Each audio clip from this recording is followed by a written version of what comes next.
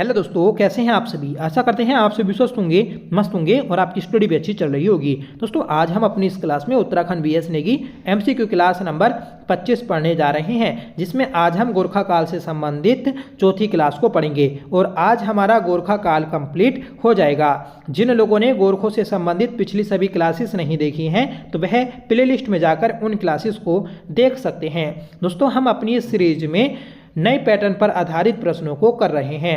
जैसे आजकल एग्जामिनर कुट और कथन वाले प्रश्न एग्जाम में पूछता है, तो उसी पैटर्न पर आधारित हमने प्रश्न डिजाइन किए हैं। आपको इस सीरीज से एग्जाम में पूरी हेल्प मिलेगी, इसलिए आपसे रिक्वेस्ट है कि प्लीज़ आप इस सीरीज से जरूर जुड़ें, चैनल को सब्सक्राइब कर लें और टेलीग्राम चैनल को भी जरूर ज्वाइन कर लें। वहां आपको इम्पोर्टेंट इन्फॉर्मेशन दी जाती हैं। टेलीग्राम चैनल का लिंक वीडियो के डिस्क्रिप्शन बॉक्स में दिया है, वहां से आप ज्वाइन कर सकते हैं। तो चलिए शुरू कर लेते हैं आज के अपने इस क्लास को, जिसका पहला क्वेश्चन है, बताना है लॉर्ड मोयरा लॉर्ड हेस्टिंग्स ने गोरखों के विरुद्ध युद्ध की घोषणा कब की थी। सही आंसर हो जाएगा ऑप्शन बी 1 नवंबर 1814 को। दोस्तों लॉर्ड मोयरा लॉर्ड हेस्टिंग्स को ही बोला जाता है। गोरखों के द्वारा अंग्रेजों के बुडबुल प्रांत को छीन लिया जाता है। बुडबुल प्रांत में 200 गांव थे। इन 200 गांवों पर गोरखों ने कब्जा कर लिया था, जिस कारण लॉर्ड हेस्टिंग्स जो था तो ये ब्रॉड शाह को नेपाल भेजता है विवादित इलाके के बारे में समझौता करने के लिए। पर जो गोरखा थे तो वह इस समझौते को नहीं मानते हैं, जिस कारण ब्रॉड शाह वापस भारत आता है। फिर 1 नवंबर 1814 को लॉर्ड मोयरा या लॉर्ड हेस्टिंग्स युद्ध की घोषणा कर देता है। तो याद रखें, इंपॉर्टेंट है। आगे बढ़ेंगे, बताइएगा कि अंग्रेजों द्वारा गोरखों पर आक्रमण के लिए भेजी गई सेनाओं के संदर्भ में सूची 1 को सूची 2 से सुमेलित कीजिए। देखिए सूची 1 में मेजर जनरल दिए हैं और सूची 2 में उनके हमले दिए हैं। जब 1 नवंबर 1814 को लॉर्ड मोयरा युद्ध की घोषणा करता है तो वह अंग्रेजी सेना को 4 भागों में बांटता है। एक भाग में जो जर्नल होता है तो वह मारले होता है। मारले की सेना बिहार के रास्ते काठमांडू पर आक्रमण करती है।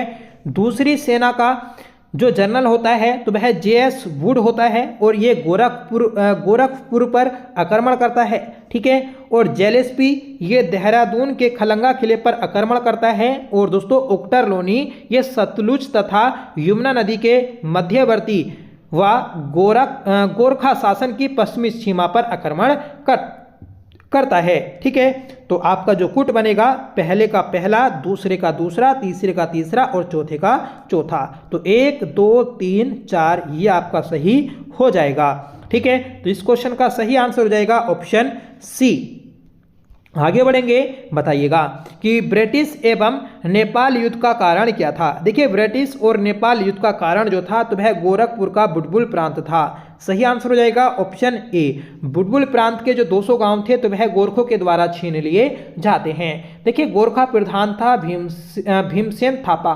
भीमसेन थापा ये विस्तारवादी नीति को अपनाता है और अंग्रेजों से गोरखपुर में 200 गांव छीन लेता है, ठीक है, जिस कारण ये युद्ध होता है। आगे बढ़ेंगे, बताइएगा कि आंग्ल गोरखाओं के खलंगा युद्ध के संदर्भ में कौन सा कथन सही सुमेलित है। देखिए आंग्ल गोरखाओं के खलंगा युद्ध के बारे में हमें बताना है। तो पहला ऑप्शन है दोस्तों आपका, अंग्रेजों द्वारा देहरादून के खलंगा व नाला पानी किले पर सबसे पहले हमला किया गया था। सही बात है दोस्तों, ठीक है। जो देहरादून में नाला पानी है तो नाला पानी पर युद्ध होता है 1814 को और ये सबसे पहले आक्रमण होता है। खलंगा किले पर गोरखा सैनिकों का नेतृत्व बलभद्र सिंह थापा ने किया था। ये बात भी दोस्तों सही है, ठीक है। जो खलंगा किला था तो वहां पर गोरखा सैनिकों का नेतृत्व जो किया था तो वह बलभद्र सिंह थापा ने किया था। 31 अक्टूबर 1814 में जेलेस्पी नाला पानी दुर्ग में मारा जाता है। तो ये भी आपका सही हो जाएगा। इस क्वेश्चन का सही आंसर हो जाएगा ऑप्शन डी। देखिए गोरखाओं की ओर से इस युद्ध का या फिर इस हमले का जो नेतृत्व किया गया था तो वह बलभद्र सिंह थापा के द्वारा किया गया था और अंग्रेजों की ओर से जेलेस्पी के द्वारा नेतृत्व किया गया था। और इस युद्ध में दोनों ही मारे जाते हैं। ठीक है, तो क्वेश्चन भी बनता है कि नाला पानी का युद्ध कब हुआ था, तो 1814 में हुआ था। आगे बढ़ेंगे कि अंग्रेजों ने बिहार के रास्ते नेपाल की राजधानी काठमांडू पर किसके नेतृत्व में आक्रमण किया था। देखिए, अंग्रेजों ने बिहार के रास्ते नेपाल की राजधानी काठमांडू पर जो आक्रमण किया था, तो काठमांडू में आक्रमण किया था दोस्तों मारले के नेतृत्व में। सही आंसर हो जाएगा ऑप्शन सी। ठीक है, नेक्स्ट क्वेश्चन है कि सुमेलित नहीं है। देखिए, जो सुमेलित नहीं है वही हमें बताना है। तो पहला है कि मोलाबगढ़ की संधि। मोलाबगढ़ की संधि कब हुई थी, तो 15 मई 1815 को हुई थी। सही बात है दोस्तों, आपका सही आंसर हो जाएगा। जनरल जेलेस्पी की मृत्यु 1 अक्टूबर 1815 को हुई थी, तो ये दोस्तों गलत हो जाएगा। जेलेस्पी की जो मृत्यु हुई थी तो वह 31 अक्टूबर 1814 को हुई थी। ठीक है, नाला पानी के युद्ध में। संगोली की संधि 4 मार्च 1816 को हुई। देखिए, संगोली की संधि पहले हो जाती है 2 दिसंबर 1815 को, पर संगोली की संधि की जो पुष्टि होती है तो वह 4 मार्च 1816 को होती है। जो ई गार्डनर था, ई गार्डनर 4 मार्च 1816 को संगोली की संधि की पुष्टि करने के लिए नेपाल जाता है। अगला ऑप्शन है कि अल्मोड़ा या लाल मंडी की संधि 27 अप्रैल 1815 को हुई थी, तो ये दोस्तों सही है। ठीक है, 27 अप्रैल 1815 को अल्मोड़ा या फिर लाल मंडी की संधि हुई थी। और दोस्तों लाल मंडी का युद्ध जो होता है तो यह आपका 25 अप्रैल 1815 को होता है। तो इस क्वेश्चन का सही आंसर क्या था, ऑप्शन बी। आगे बढ़ेंगे कि ब्रिटिश सेना ने दून घाटी पर हमला कब किया था। देखिए, ब्रिटिश सेना के द्वारा दून घाटी पर जो आक्रमण किया गया था तो ये किया गया 24 अक्टूबर 1814 को। सही आंसर हो जाएगा ऑप्शन ए। ठीक है, दून घाटी में ही दोस्तों आपका जो खलंगा किला था, यहाँ पर युद्ध लड़ा गया था, नाला पानी का युद्ध। ठीक है, और यह हमला कब हुआ था, 24 अक्टूबर 1814 को। नेक्स्ट क्वेश्चन है कि मोलाबगढ़ की संधि अमर सिंह थापा व ओक्टर लोनी के मध्य हुई, तो सही बात है। ठीक है, मोलाबगढ़ की संधि जो हुई थी तो वह अमर सिंह थापा और ओक्टर लोनी के मध्य हुई थी। ठीक है, अगली संधि है दोस्तों आपकी गढ़नाथ डांडा का युद्ध, जो कि हस्तिदल चौतरिया व कर्नल निकलसन के मध्य हुआ था।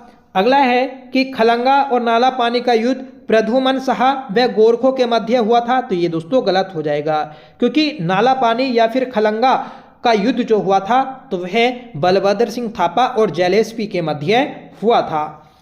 नेक्स्ट है कि हरिहर गढ़ का युद्ध गोरखा व जनरल मारले के मध्य हुआ था, तो ये भी सही हो जाएगा। देखिए, हरिहर का युद्ध जो हुआ था तो ये आपका काठमांडू में लड़ा गया था, क्योंकि जो मारले है तो ये बिहार के रास्ते नेपाल की राजधानी काठमांडू पर आक्रमण करता है। नेक्स्ट क्वेश्चन है कि देहरादून खलुंगा किले पर किसके नेतृत्व में गोरखों के विरुद्ध आक्रमण किया गया था। तो ऊपर हम देख चुके हैं देहरादून के खलुंगा किले पर जो नेतृत्व किया था गोरखों के विरुद्ध, तो ये किया था जनरल जेलेस्पी के द्वारा। सही आंसर हो जाएगा ऑप्शन डी। अगला प्रश्न है कि दिगाली चोड़ का युद्ध या खिलपति का युद्ध या कुसुम घाट का युद्ध कब और किसके मध्य हुआ था। देखिए, ये जो सभी युद्ध हैं एक ही युद्ध के नाम हैं। तो इस युद्ध में किस किस के बीच लड़ाई हुई ये हमें बताना है। तो ये हुई थी दोस्तों 31 मार्च 1815 को कैप्टन हियर से और हस्तिदल चौतरिया के मध्य। ठीक है, सही आंसर रहा ऑप्शन ए।